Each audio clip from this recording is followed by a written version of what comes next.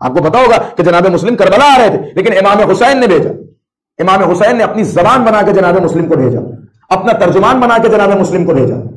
اب معصوم اگر کسی کو اپنی زبان بنائے، اس کا مطلب اس کی زبان کے جیسی کسی کی زبان نہیں۔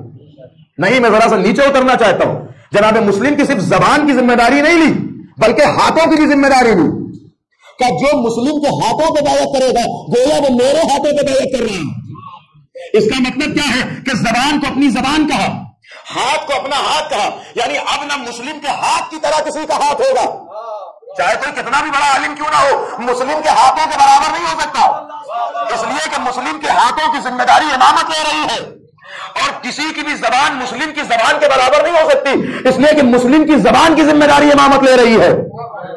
تو جس کے وجود کی ذمہ داری امامت لے، عصمت لے، اس کا وجود کس منزل پہ ہو سکتا ہے؟ محسوس کیجئے میں کچھ عرض کر رہا ہوں، اس کا وجود کس منزل پہ ہو سکتا ہے؟ اب کسی غیر معصوم کو اس نسبت سے اور اس وجود سے نہیں ملایا جا سکتا۔ میرے کہنے کا یہ مطلب نہیں ہے کہ مسلم 14 معصومین میں سے نہیں ہے، 14 معصومین ہے، لیکن اس کا یہ مطلب نہیں کہ ہم کسی کو بھی مسلم سے ملا دیں، اس لیے کہ مسلم معتبر امامت ہے، مسلم کے اوپر امامت کی سند لگی ہوئی ہے، اور ایسی سند لگی ہوئی ہے کہ مسلم کو مقدمہ کربلا بنایا گیا۔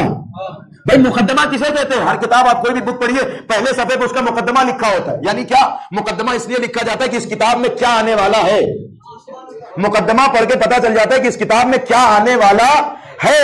امام حسین نے جناب مسلم کو کربلا لے جانے سے پہلے کوفے بھیجا، کوفے میں بھیج کے کیا کہا؟ مسلم ہے مقدمہ کربلا، یعنی کربلا میں کیا ہے وہ مسلم سمجھائیں گے، یعنی کربلا کا خلاصہ کیا جائے تو شہادت مسلم نظر آئے گی، اور شہادت مسلم کو ڈیپلی دیکھا جائے تو کربلا نظر آئے گی۔